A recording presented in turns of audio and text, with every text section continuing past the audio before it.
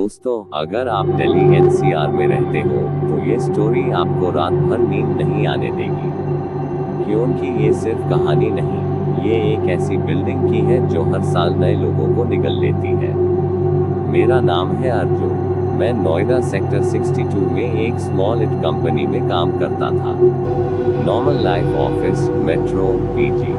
लेकिन जब मैंने वो फ्लैट देखा, फ्लैट नंबर 1304, टैप से मेरी जिंदगी एक नाइटमेयर बन गई। ये स्टोरी है उस बिल्डिंग की जिसे लोग कभी खाली ना होने वाली सोसाइटी कहते हैं। रेडी हो, हेडफोन्स लगा लो, लाइट्स डिम कर दूं और सुनो, क्योंकि जो सन लेगा वो कभी भूल नहीं पाएगा। पहले कुछ महीने बिल्कुल नॉर्मल थे। मैं नोएडा आया था जॉब के लिए। बजट टाइट था, इसलिए मैंने एक पुरानी सोसाइटी में एक BHK फ्लैट ढूंढा। बिल्डिंग का नाम था ग्रीन व्यू अपार्टमेंट्स। बाहर से तो सब मॉडर्न दिखता था, जिम, पूल, सिक्योरिटी, लेकिन अंदर कुछ अलग था। वॉचमैन अंकल ने मुझे फ्लैट दिखते हुए कहा, बेटा, ये 1304 लास्ट मंथ से खाली पड़ा है। पहले वाले टेनेंट अच्छा नहीं हुआ उनका। मैंने पूछा क्या हुआ, तो उन्होंने टॉपिक चेंज कर दिया। बस रेंट लो है, ले लो। मैं शिफ्ट हो गया। पहली रात सब ठीक था, पैकिंग खत्म किया, थक कर सो गया। दूसरी रात 2:47 AM पे मुझे लगा कोई दरवाजे पे नॉक कर रहा है।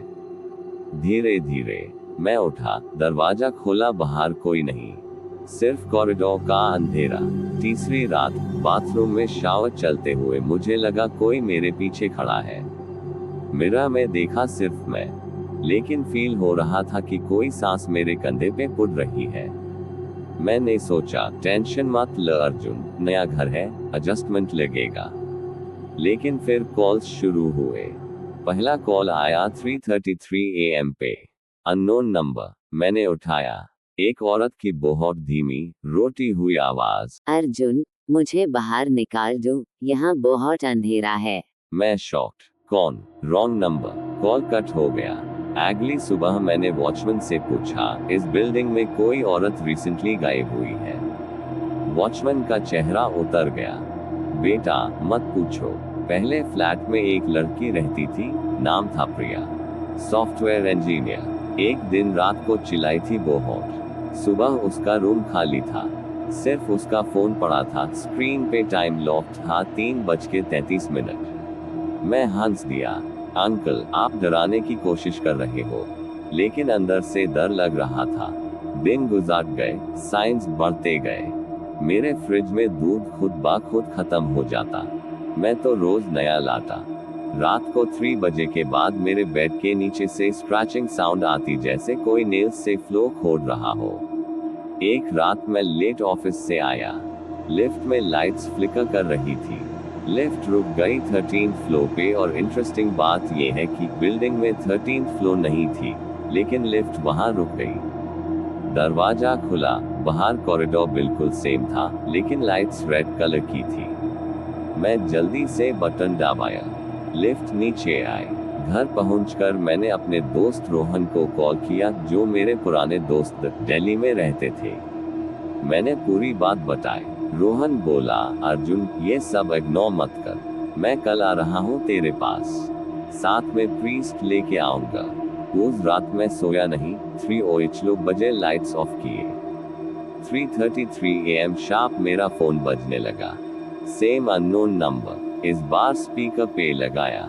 आवाज प्रिया जैसी नहीं, मेरी हाई आवाज थी। अर्जुन, तू अभी भी बाहर क्यों खड़ा है? अंदर आ जा, हम वेट कर रहे हैं। मैं डर गया।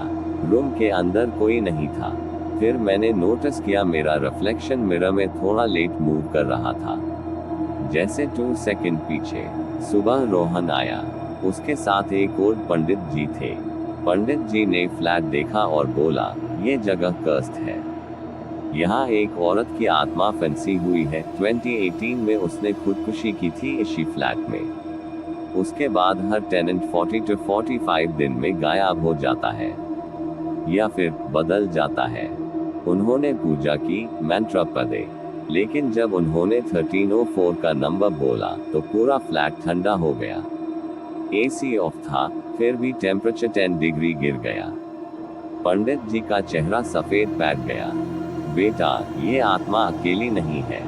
इस बिल्डिंग में 7 to 8 आत्माएं हैं। ये सोसाइटी उनको ट्रैप करती है। जो भी यहाँ रहता है उसकी एनर्जी चूस लेती है और नया बॉडी बनती है। रोहन ने कहा, अर्जुन आज हाई शिफ्ट हो जा। लेकिन मैं नहीं मान पाया। रेंट डिपॉजिट था, जॉब यही थी। मैं रुका। कोष्टक, उसके बाद चीजें सीरियस हो गई। मेरे दोस्त लोग कॉल करते थे लेकिन मैं उन्हें याद नहीं रख पाता, जैसे उनका नाम भूल जाता। एक दिन ऑफिस में मेरा बॉस बोला, अर्जुन तू कल से अलग लग रहा है। आंखें बिल्कुल अलग। मैं घर आया। बाथरूम के मिरर पे लिपस्टिक से जो मेरा नहीं था लिखा था, ए फ्लैट सिर्फ 7 दिन बचे हैं, फिर तो भी हमारा हो जाएगा। मैंने कैमरा लगा दिया रूम में। रात को रिकॉर्डिंग देखी।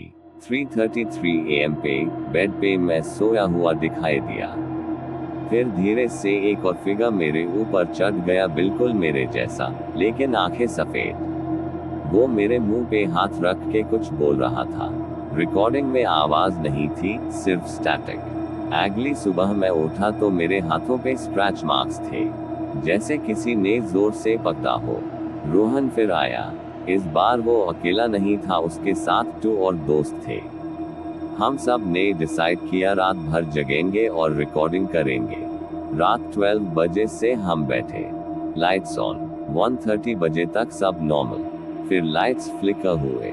2:45 बजे कॉरिडोर से फुटस्टेप्स आने लगे, जैसे बहुत लोग चल रहे हों, लेकिन बाहर कोई नहीं। 3:00 बजे मेरा फोन बजने लगा। नॉट अननोन, रोहन का नंबर। लेकिन रोहन मेरे सामने बैठा था। मैंने उठाया। उस तरफ से मेरी हाई आवाज आई, अर्जुन हेल्प मी, ये मुझे अंदर ले जा रही है। मैं असली रोहन नहीं हूँ। हम सब शॉक हो गए। असली रोहन ने फोन देखा, उसका फोन तो बैंड था। फिर पूरा फ्लैट हिलने लगा, जैसे अर्थक्वेक। लेकिन बाहर सब नॉर्मल। बाथरूम का दरवाजा खुद खुलने लगा। अंदर से एक लड़की की आवाज प्रिया की, अर्जुन आओ ना, यहाँ सब दोस्त हैं, कभी अकेला नहीं पड़ोगे। एक दोस्त विकास बाथरूम की तरफ गया। हमने रोका, लेकिन वो जैसे हिप्नोटाइज था। जब वो अंदर गया, दरवाजा बैंड हो गया।